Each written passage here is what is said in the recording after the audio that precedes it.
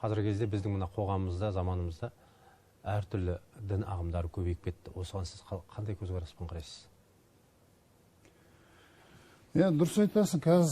Қазақ қоғамында діни фактор өте өткір, өзекті болып тұр. Бұл дінді саяси құрал етіп алып, қоғамда алауыздық тудырып отырған сондай күштер белең алып тұр. Жалпыда дін өз әуел бастан сол саясаттың құралы, адамдарды басқарудың, билеудің құралы болып келген. Қазір де солай. Соңғы кезде қазақ өкіметі осыны күнделікті өмірге белсенді түрде араластырып, саясатқа айналдырып отыр деп ойлаймын мен өзім. Дінді. Өздерінің жасай алмаған шаруаларын, мына саясатта, экономикада, әлеуметтік салада бітіре алмаған, істей алмаған жұмыстарын, соның орнын осы діндарлардың әңгімесімен толтырып, діни уағыздармен толтырып, адамдардың көңілін дінге қарай бұру, сөйтіп алдарқатқысы келетін сияқты, менің ойымша. Мысалы, дін ұстанатын қауымды жамағат деп айтамыз ғой, мысалы.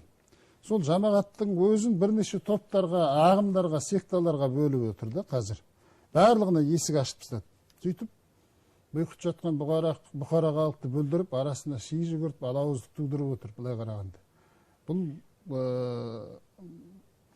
мысалға, индуизм, буддизм, христиандық сияқты басқа діндерді былай сырып қойғанда, исламның өзінде, қазірдің өзінде, мысалы, салафиттер мен зікіршілер, хизбутшылар мен такфиршілер, ихуандар деген сияқты бірнеше ағымдар бір-бірімен қырбай, бір-бірімен бөлініп, алауыз, дүрдараз болып жүретті.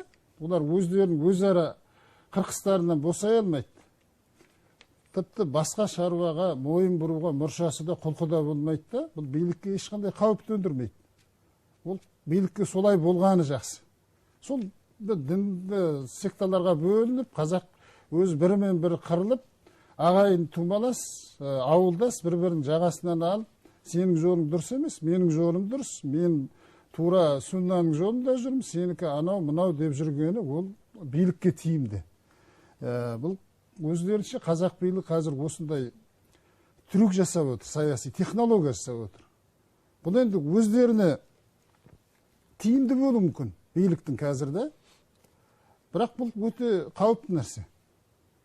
Мысалға, бұлар кейбір қауымдарды қолдаған болып көтермелейді, кейбір ағымдарды төмен қаратып тұқыртады. Мысалға, Назарбаевтың кезінде салафиттерді қотыртып шыңға шығарып, қазір енді Тоқаевтың кезінде зікіршілер, сопылар, исматуллашылар дейтін яссауишілер деп аталатын секта бар. Соның қолтығына су бүркіп жел беріп отыр. Бұлар қазір қатты күш алып белсеніп кетті. Мысалы, бұлардың зікіршілердің қазір атқарушы орган өкіметте де, заң шығарушы орган депутаттар корпусында да, құқық қорғау органдарда да, барлық посттарда, барлық жерде адамдары бар. Бұлар қазір ұлттық дін, дәстүрлі дін деген атты жамылып алып, сондай өздерінің уағыздарын қоғамға тықпалап отыр. Осы ұлттық дінді, дәстүрлі дінді дамытуымыз керек, соның концепциясын жасау керек, соның тұжырымдамасын жасау керек деген сөзді былтыр биліктің ең жоғарғы ұшар басында отырған президент Тоқаевтың аузымен де айтылды. Бұл өте қауіпті нәрсе. Қазір бұл биліктің ұпайын түгендеп, үкіметтің сойылын соғып, соның шотын шауып, соған пайда келіп тұрған болуы мүмкін, бірақ бұның арты жақсы болмайды. Ертең жеме-жемге келгенде кішкене күш алғаннан кейін бұл діни секталар айнып шыға келеді. Өздерінің билікке талабын қоя бастайды, діни талаптар қояды. Шариғи талаптар, шариғат заңдарымен жүруіміз керек біз дейді мысалға. Бұл конституцияға қауіп төндіреді. Біздің конституциямызды, ата заңымызды аяққа басып, конституцияны тәрк етеді. Мысалға, олар қазір сырттай Тоқаевты қолдау білдіріп, соған мүләйімсіп жүргенмен, кез келген уақытта оны сатып, бұдан айнып шыға келеді. Өздерінің пірлерінің, ұстаздарының айтқанымен, осылай болу керек, міне діни заң болу керек бұл жерде.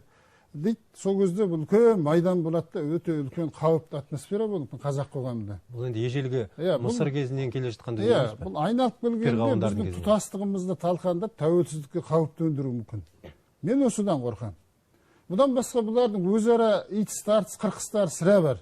Өздерінің келіспеушіліктері өзара, ол тіпті былай адамдарға бөлек.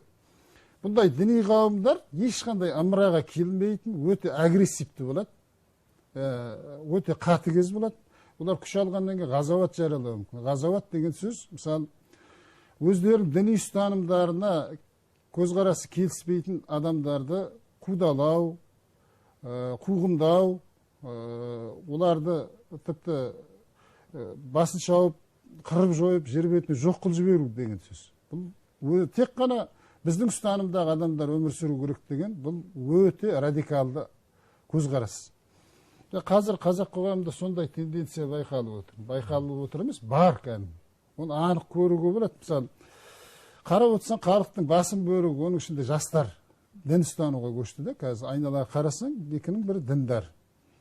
Бұл бір жағынан жүргізіліп отқан, жүйелі түрде жүргізіліп отқан өкіметтің саясаты, өкіметтің, биліктің саясаты. Екінші жағынан халықтың ауыр әлеуметтік жағдайын салдары. Мысалы, адамдар өз жоқшылықтың зардабын, тұрмыстың тауқыметін тартып, күнделікті жейтін, ішіп жейтін нанын, нәпақасын таба алмағаннан кейін діннен саяз дейді, діннен жұбаныш іздейді. Содан өзінің жаңағы әртүрлі діни уағыздар арқылы көңілін орнықтырады. Сосын күнделікті күйбеңмен жоғының жетпесін сонымен толтырады.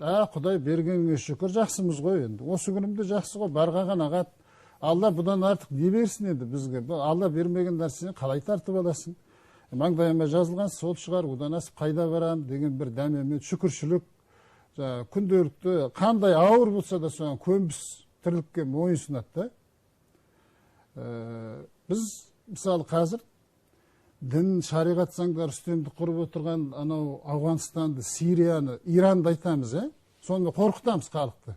Көрдің бе, ана Ауған андай болып жатыр, Сирия мынандай болып жатыр дейміз да. Оларды сол кезде елдерде қатыгез, қатал заңдарды, жаңа жауыз шешімдерді оқығанда, көргенде жаның түршігеді ғой, мысалы, Иранда әйелдерді қалай жазалайтын, мысалы, шектеулер, тыйымдар. Бірақ оларда 30-40-50 жыл бұрын дәл біз сияқты республика болған. Дәл біз сияқты азат еркін болған, конституция үстемдік құрған, заң үстемдік құрған. Ал бір сәтте не болды, басая 40-30 жылда түнекке айналды. Бізде де сондай түнек басып қалу ғажап емес. Әбден мүмкін. Бізде қазір біртіндеп мысық табандап, сол орамалдың түнегі, хиджабтың түнегі, қауға сақалды, шолақ балақтың түнегі, болмаса жалпы діннің түнегі басып келатыр деп ойлаймын мен. Қарап отырсам, оны енді көріп білу үшін әулие болдың, болмаса керемет болжам жасайтын, келешекке болжам жасайтын, көріп кел саяси сарапшы болудың қажеті жоқ. Күнделікті әрбір жас баланың қолында жүрген гаджеттегі тиктокқа немесе инстаграмға көз салсаң жетіп жатыр. Сол әлеуметтік желіде күндіз-түні уағыздарын айтып жатқан діндарлардың өзі біздің конституциямызды көпе-көріне бұрмалап, конституциялық құқығымызды аяқ асты етіп отыр. Себебі олар кез келген жерге келіп уағыздарын айтады, кез келген жерде өздерінің дағуаттарын айтады. Заң бойынша олар бұндай дағуатты, бұндай уағызды тек қана өздерінің мешіттерінде немесе діни орындарда айту керек, біздің заңымыз бойынша. Олар той садақа деген тіпті ол діндарлардың мінбесіне айналып болды. Той садақаны былай қойғанда кез келген үлкен-үлкен залдарда, үлкен-үлкен ғимараттарда, үлкен-үлкен жиындарда ірі-ірі діндарлар отырады да өзінің уағыздарын айтып жатады.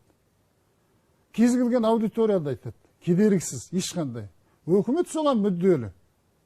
Бұл бізге тек көзімізге көрініп тұрғаны. Ал оны көрінбей жатқан мұхиттың астындағы жылы ағыстар сияқты қаншама зымиян арамыза астыртын істер бар. Мысалы, Маңғыстау ондайлардың осы бір қатар біздің Маңғыстауда белгілі тарихи тұлғалардың, ата-бабалардың әруақтарын жамылып, өздерінің астыртын жаңағыдай секталық жұмыстарын жүргізіп жатқандар оларда бар, ол да жасырын емес мысалы.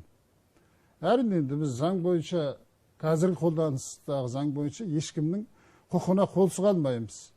Әркім өзі, бізде дін еркіндігі берілген.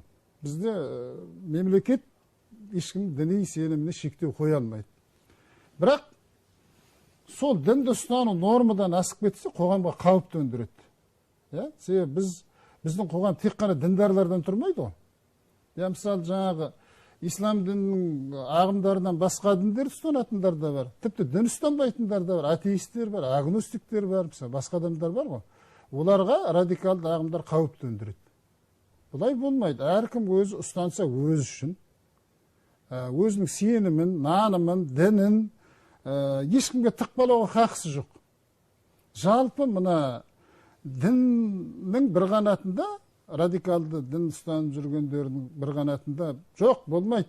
Олай болмау керек, былай болу керек деген бір агрессивті пиғыл қылышын сүйретіп жүреді. Қай уақытта да бұл діндарлардың көбінен байқайсың, қазіргі әсіресе жастардың ішінде. Сондықтан осыны ескеру керек өкімет. Билік қазір менің ойымша отпен ойнап отыр. Қазір тиімді болуы мүмкін. Саяси түрек жасап, өздерінше, қазақты бір-бірін айдап салып, сыртынан өзіміз шаруамызды істеп береміз ғой дейтін. Бірақ бұл биліктің өзіне де кейін, жалпы мемлекетке мына қазақтың болашағына қауіп төндіретін жағдай.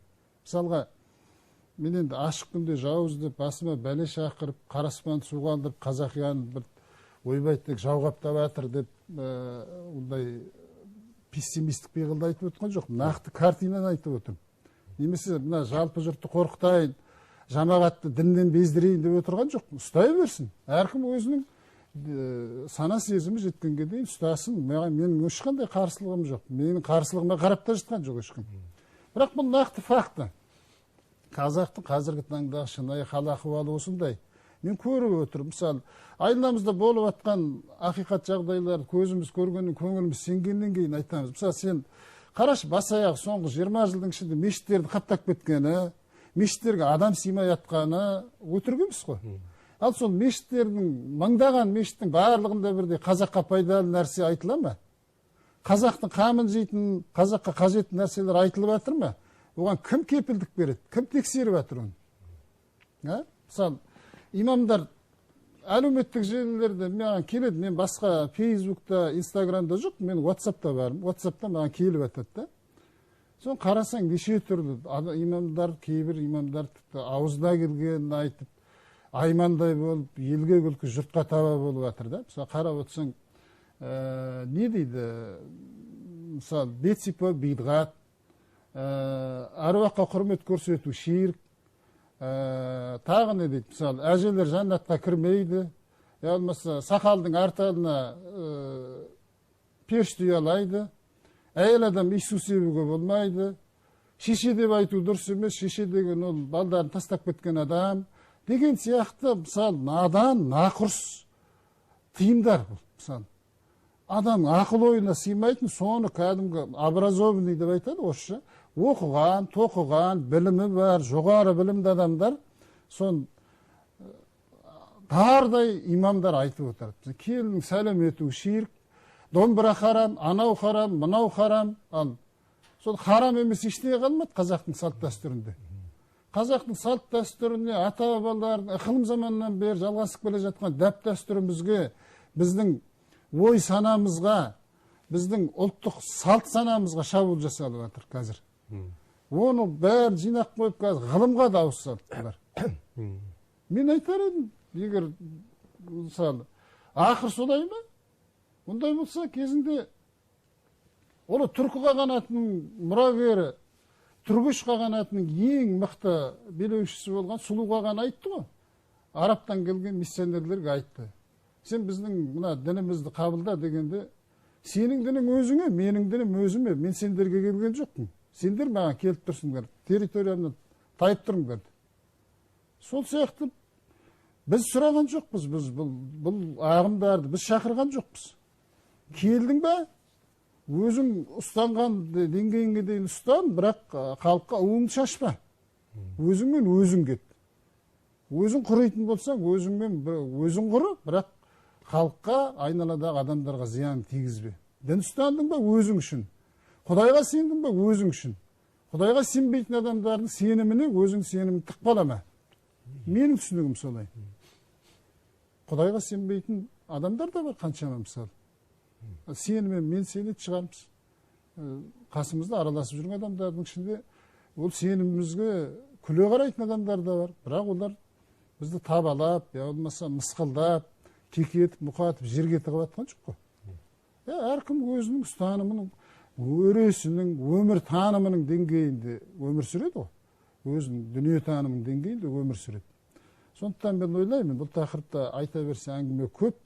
Бір сөзбен айтқанда бізге осы қауіпті тенденцияны тежеп, заң үстемдік құратын, зайырлы қоғам,